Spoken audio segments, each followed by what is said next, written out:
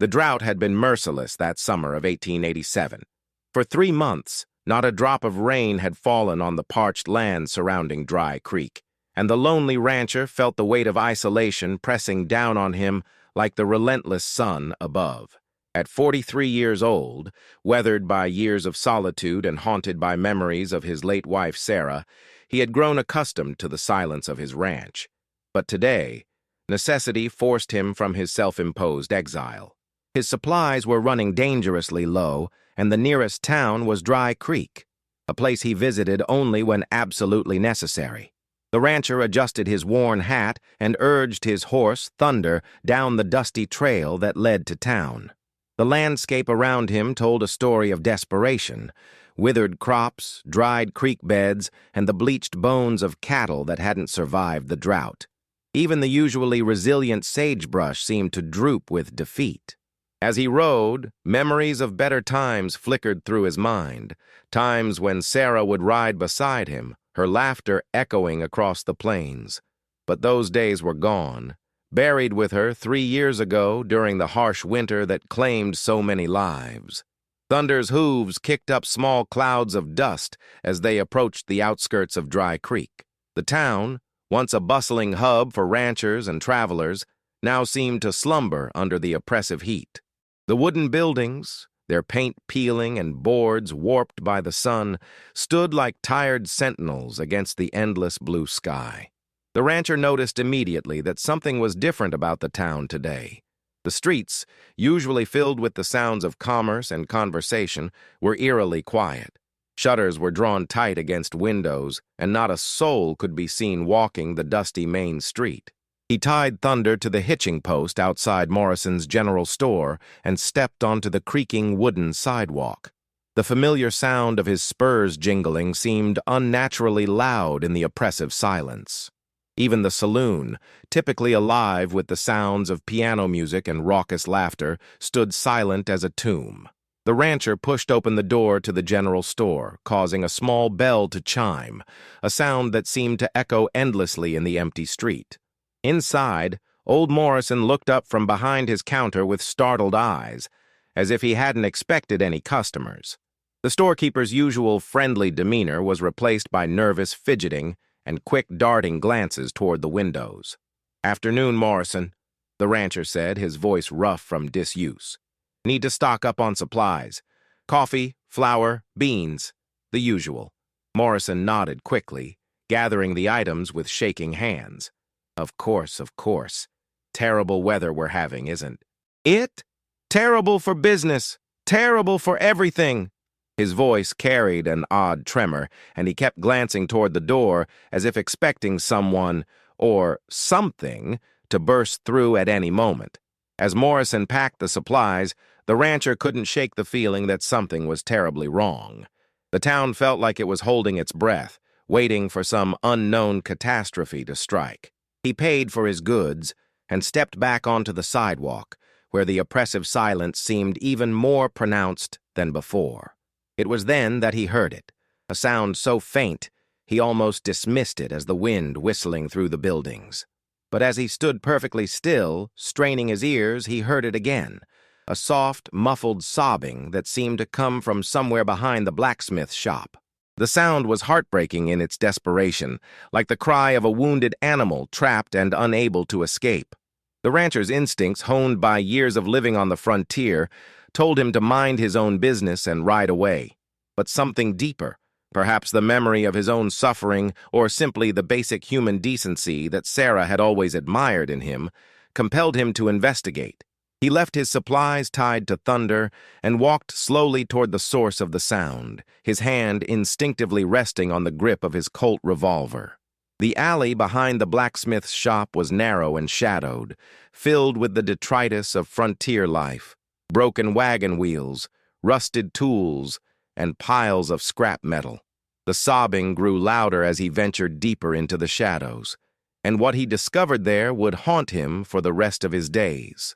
Chained to an iron post like an animal was a girl who couldn't have been more than 16 years old. Her clothes were little more than rags, hanging loosely on her emaciated frame. Her wrists were raw and bloody from the iron shackles that bound her, and her dark hair hung in matted tangles around her face. But it was her eyes that struck him most. Large, dark eyes that held a mixture of terror and hopelessness that no child should ever know. The rancher stood frozen for a moment, unable to comprehend what he was seeing. In all his years on the frontier, through all the hardships and violence he had witnessed, nothing had prepared him for this sight. The girl looked up at him with those haunting eyes, and he saw a flicker of something, hope, perhaps, or simply surprise that someone had finally found her. "Dear God," he whispered, dropping to his knees beside her. "What have they done to you?" The girl didn't speak, but her eyes followed his every movement as he examined the chains that bound her. The shackles were heavy and crude, clearly designed to prevent any possibility of escape. The iron post to which she was chained was driven deep into the ground, suggesting that this arrangement had been in place for some time. The rancher's mind raced as he tried to understand what he was seeing. Who would do such a thing to a child? And why? He looked around the alley, searching for some clue, some explanation for this horror. But all he found were more questions. "I'm going to get you out of here," he said softly, his voice gentle despite the rage building inside him. "Can you tell me your name?" The girl opened her mouth as if to speak, but no sound came out. She seemed to have lost the ability to communicate, whether from trauma or simple disuse. The rancher couldn't tell. But her eyes spoke volumes. They pleaded with him not to abandon her, not to leave her to whatever fate had brought her to this terrible place. The rancher stood and looked around the alley once more, his mind working furiously. He needed tools to break the chains, but more importantly, he needed to understand what he was walking into. The silence of the town, the nervous behavior of Morrison, the fact that this girl was chained in plain sight, yet no one seemed to know or care. It all pointed to something far more sinister than a simple crime. He walked back to the main street, leaving the girl with a promise that he would return. The few people he encountered, a woman hurrying into the church, a man quickly closing the shutters of his shop, all avoided his gaze with the same nervous energy he had seen in Morrison. When he approached them with questions about the girl, their reactions were even more telling. "Girl? What girl?" stammered the woman, her face pale as she clutched her shawl tighter around her shoulders. "I don't know anything about any girl. You must be mistaken." The man at the shop simply shook his head and disappeared inside, slamming the door behind him with a finality that spoke louder than words. It was as if the entire town had agreed to pretend that the girl didn't exist, that the horror in the alley was simply a figment of his imagination. But the rancher was not a man to be easily deterred. He had seen too much, lost too much, to turn away from someone in need. He returned to the blacksmith's shop, which stood empty and cold despite the heat of the day. The tools he needed were there, a heavy hammer and a chisel that would allow him to break the chains that bound the girl. As he worked to free her, the rancher couldn't help but notice the strange markings scratched into the dirt around the iron post. They looked like symbols or letters, but in no language he recognized. Some appeared to be maps or diagrams, while others resembled names or words. The girl watched him intently as he studied these markings, and he got the distinct impression that she had created them, that they were some form of communication, a desperate attempt to leave a message for anyone who might find her. The chains finally gave way with a loud crack that echoed through the alley like a gunshot. The girl rubbed her raw wrists and looked up at him with an expression of gratitude so profound it nearly brought tears to his eyes. She was weak from hunger and dehydration, barely able to stand on her own, but there was a strength in her that spoke of an indomitable spirit. The rancher gently lifted her in his arms, surprised by how light she was, like a bird with hollow bones. As he carried her toward the main street, he was intercepted by a group of men led by Mayor Hutchins, a portly man with a carefully waxed mustache and eyes that never seemed to look directly at anything. "Now, see here," Hutchins said, his voice carrying the authority of his office, but also an unmistakable tremor of fear. "You can't just take that girl. There are..." Circumstances that you don't understand. The rancher stopped and fixed the mayor with a steady gaze that had intimidated many men over the years. What circumstances could possibly justify chaining a child like an animal? It's complicated, Hutchins replied, wringing his hands nervously. There are debts, obligations, things that go back years. You're new to these parts, stranger. You don't understand how things work here. I understand right from wrong, the rancher said coldly. And this is wrong. The mayor's face flushed red, and the men behind him shifted uncomfortably. You don't know what you're meddling with, Hutchins hissed. That girl, she's cursed. Bad luck follows her wherever she goes. The drought, the failed crops, the cattle dying. It all started when she came to town. The rancher looked down at the girl in his arms, who seemed to shrink further into herself at the mayor's words. She's just a child, he said, a starving, frightened child who needs help. Mark my words, Hutchins called after him as he walked toward his horse. No good will come of this. You'll bring ruin on us all. But the rancher had heard enough. He carefully placed the girl on Thunder's back and mounted behind her, wrapping his coat around her thin shoulders. As they rode out of Dry Creek, he could feel the eyes of the townspeople watching from behind their shuttered windows, and he knew that his troubles were just beginning. The ride back to his ranch was slow and careful. The girl seemed to drift in and out of consciousness, her body finally succumbing to the exhaustion and trauma she had endured. The rancher found himself talking to her softly, telling her about his ranch, about the good life she would have there, about how he would protect her from whatever forces had brought her to that terrible place. His ranch sat in a valley surrounded by rolling hills, a modest but well-maintained spread that he had built with his own hands. The house was simple but comfortable, with a wide porch that caught the evening breeze and a view of the mountains that never failed to soothe his troubled spirit. It had been his sanctuary since Sarah's death, a place where he could hide from the world and nurse his grief in solitude. But now, as he carried the girl inside and laid her gently on the bed in the spare room, he realized that his days of solitude were over. She needed care, protection, and most importantly, she needed someone who would fight for her when the rest of the world had turned away. The rancher spent the next several days nursing the girl back to health. He fed her small portions of broth and bread, careful not to overwhelm her starved system. He tended to the wounds on her wrists and ankles, applying salve and clean bandages with the gentle touch of a man who had once cared for injured animals. Slowly, color began to return to her cheeks, and the haunted look in her eyes began to fade. But even as the girl's physical condition improved, the rancher found himself facing new challenges. On the third night after her rescue, he was awakened by the sound of horses approaching his ranch. From his bedroom window, he could see torches moving in the darkness, a group of men on horseback, circling his property like wolves around a campfire. The rancher grabbed his rifle and stepped onto the porch, his presence causing the riders to halt their circling. In the flickering torchlight, he could make out familiar faces from Dry Creek: the mayor, the sheriff, several prominent businessmen, and a handful of rough-looking men he didn't recognize. "We've come for the girl," Sheriff Dawson called out, his voice carrying across the night air. "Hand her over, and there won't be any trouble." "The girl stays here," the rancher replied, his rifle held ready, but not yet aimed. "She's under my protection now." "You don't understand what you're dealing with," Mayor Hutchins shouted from the safety of the group. "That girl is dangerous. She's brought nothing but misfortune to our town." "The only misfortune I see is a bunch of grown men terrorizing a child," the rancher shot back. "Now get off my land before I start shooting." The standoff continued for several tense minutes, with neither side willing to back down. Finally, Sheriff Dawson raised his hand, and the group began to withdraw. But as they rode away, the rancher heard Hutchins call out one final warning. "This isn't over. You'll regret the day you interfered in our business." The threats proved to be more than empty words. Over the following weeks, the rancher found his cattle disappearing in the night.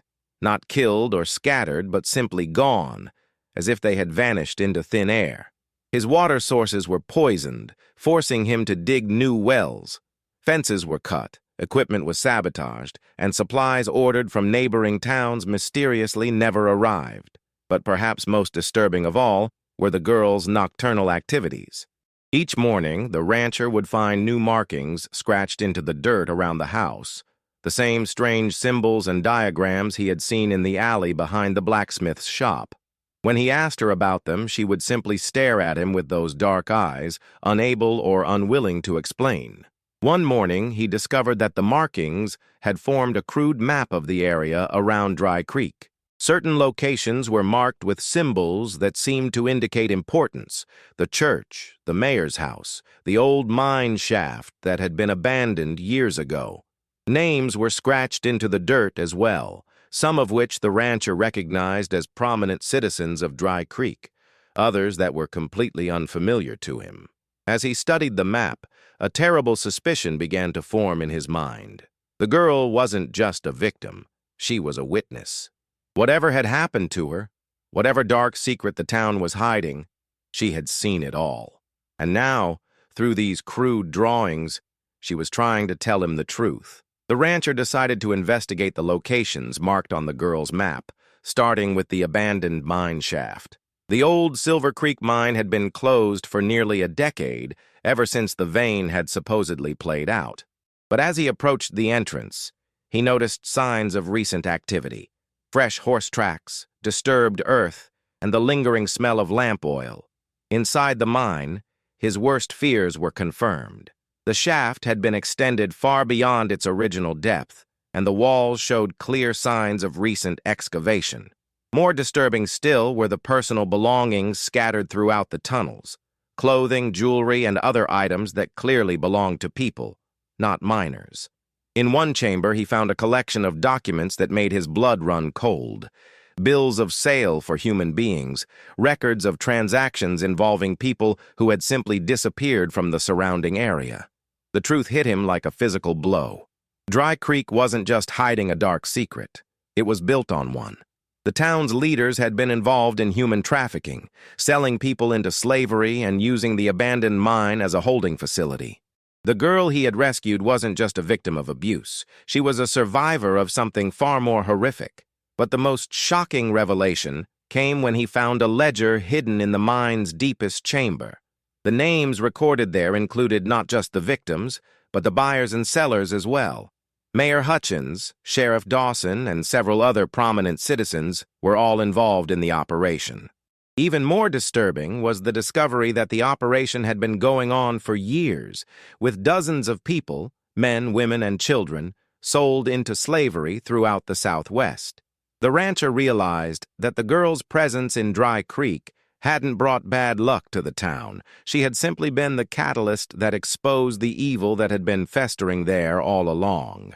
The drought, the failed crops, the dying cattle, these were simply coincidences that the guilty parties had used to justify their actions and deflect suspicion from their real crimes. Armed with this knowledge, the rancher faced an impossible choice. He could expose the truth and bring justice to those responsible, but doing so would put both him and the girl in mortal danger. The people involved in this operation had too much to lose to simply surrender, and they had already shown their willingness to use violence to protect their secrets. On the other hand, keeping silent would mean allowing the operation to continue, condemning other innocent people to the same fate that the girl had barely escaped.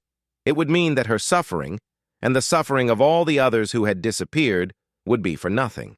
The decision was made for him when he returned to his ranch to find it under siege. A larger group of men had surrounded his property, and this time they weren't content to simply make threats. Gunfire erupted as soon as he came within range, forcing him to take cover behind a rocky outcropping. "Give us the girl!" Sheriff Dawson shouted, "and we'll let you ride away. Keep her and you'll both die tonight."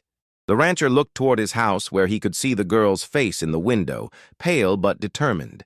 In that moment, he realized that she wasn't just a victim anymore. She was a fighter, someone who had survived the unthinkable and was ready to see justice done. "The girl stays with me," he called back, "but I've got something that might interest you more." He pulled the ledger from his saddlebags and held it up where they could see it. "I found your little operation at the mine. All the names, all the transactions, all the evidence anyone would need to see you all hang. The effect was immediate and dramatic. The gunfire stopped, and he could hear urgent whispered conversations among the attackers. Finally, Mayor Hutchins stepped forward, his face pale in the moonlight. "What do you want?" he asked, his voice barely above a whisper. "Justice," the rancher replied. "I want you to turn yourselves in to the territorial authorities. I want every victim you can account for to be found and freed. And I want guarantees that nothing like this will ever happen again." "And if we refuse?" Sheriff Dawson asked, though his voice lacked its earlier confidence. The rancher smiled grimly. "Then copies of this ledger will be in the hands of federal marshals by tomorrow morning. I've got friends in high places, gentlemen. Friends who don't take kindly to slavery and human trafficking." It was a bluff, but a convincing one. The truth was that the rancher had few friends anywhere, and even fewer in positions of authority. But the guilty men didn't know that, and their fear made them willing to believe anything. The standoff continued through the night, with neither side willing to make the first move. But as dawn broke over the hills, the sound of approaching horses changed everything. A column of federal marshals, led by a stern-faced man with a silver star on his chest, rode into view. The rancher later learned that the girl, despite her apparent inability to speak, had managed to communicate with a traveling preacher who had stopped at the ranch for water. Through gestures and drawings, she had conveyed enough information for the preacher to understand that serious crimes were being committed in Dry Creek. The preacher had ridden hard to the territorial capital, where he had convinced the authorities to investigate. The arrests that followed were swift and thorough. Mayor Hutchins, Sheriff Dawson, and a dozen other men were taken into custody, along with evidence that would ensure their convictions. The mine was thoroughly searched, revealing not only the evidence of the trafficking operation, but also the remains of several victims who had not survived their captivity. In the weeks that followed, the full scope of the operation became clear. Over the course of 5 years, more than 60 people had been sold into slavery through the Dry Creek operation. Some had been travelers passing through the area, others had been residents of isolated ranches and farms who wouldn't be missed. The girl the rancher had rescued was one of the few survivors, having been kept alive only because her youth made her more valuable to certain buyers. The girl's recovery was slow but steady. As the trauma of her experience began to fade, she gradually regained her ability to speak. Her name, she revealed, was Elena, and she had been traveling with her family from Mexico when they were captured by the trafficking ring. Her parents and younger brother had been sold to buyers in Texas, and she had been held in Dry Creek while arrangements were made for her own sale. With the help of the federal authorities, Elena was eventually reunited with her surviving family members. Her parents had been found working on a ranch near El Paso, where they had been held as virtual slaves. Her brother had died during the journey to Texas, but the family was grateful to be together again, even in their grief. The rancher found himself changed by the experience. The isolation and bitterness that had consumed him since Sarah's death had been replaced by a sense of purpose and connection to the world around him. He had saved a life, exposed a great evil, and helped bring justice to those who had suffered. Elena and her family stayed at the ranch for several months while they recovered from their ordeal and decided what to do next. During that time, the rancher found himself growing attached to the brave young woman who had survived so much. She reminded him of Sarah in many ways, her strength, her determination, her refusal to let tragedy define her. When Elena's family finally decided to return to Mexico to start over, the rancher offered to help them establish a new life there. He sold his ranch and used the proceeds to buy land near Elena's hometown, where he helped the family build a new home and start a small farming operation. The lonely rancher was lonely no more. He had found a new family, a new purpose, and a new understanding of what it meant to be truly alive. The drought that had driven him to Dry Creek that fateful day had ended, and with it, the long winter of his soul. Years later, when people asked Elena about her ordeal, she would always speak of the rancher who had saved her. But she would also insist that the rescue had gone both ways, that in saving her, he had also saved himself from a life of isolation and despair.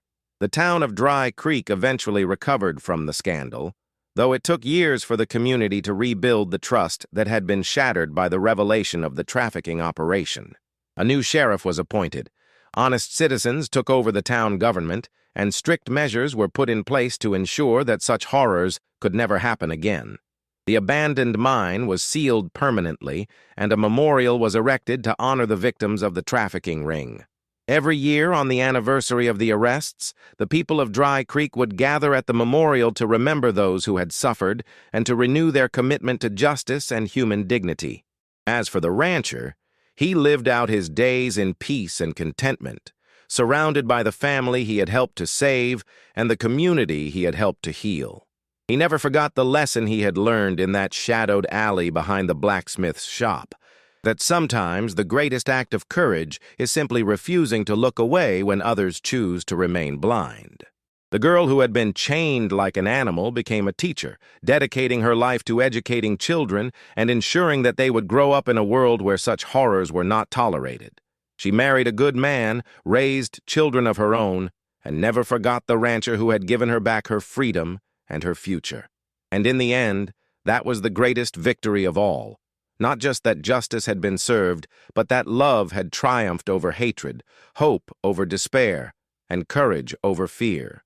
The lonely rancher had ridden into Dry Creek looking for supplies, but he had found something far more valuable: the chance to make a difference in the world, one life at a time. The story of the rancher and the girl became legend in that part of the country, passed down from generation to generation as a reminder that even in the darkest of times, there are those who will stand up for what is right. It was a story of redemption and hope, of the power of human compassion to overcome even the greatest evil. And though the rancher himself would have been too modest to admit it, he had become exactly what the world needed him to be: a hero, not because he was fearless or perfect, but because when faced with injustice, he chose to act. In saving Elena, he had saved himself, and in doing so, he had shown that even the loneliest soul can find purpose and meaning in the service of others. The drought that had brought them together had ended, but the bonds forged in that time of trial would last forever. The lonely rancher was lonely no more, and the girl who had been lost had found not just her freedom, but a family that would love and protect her for the rest of her days. Hello, how are you? Did you enjoy the story? Like, share, comment on which city you're watching from, and subscribe to the channel to help us continue adding new amazing videos. Thank you very much, and come back often.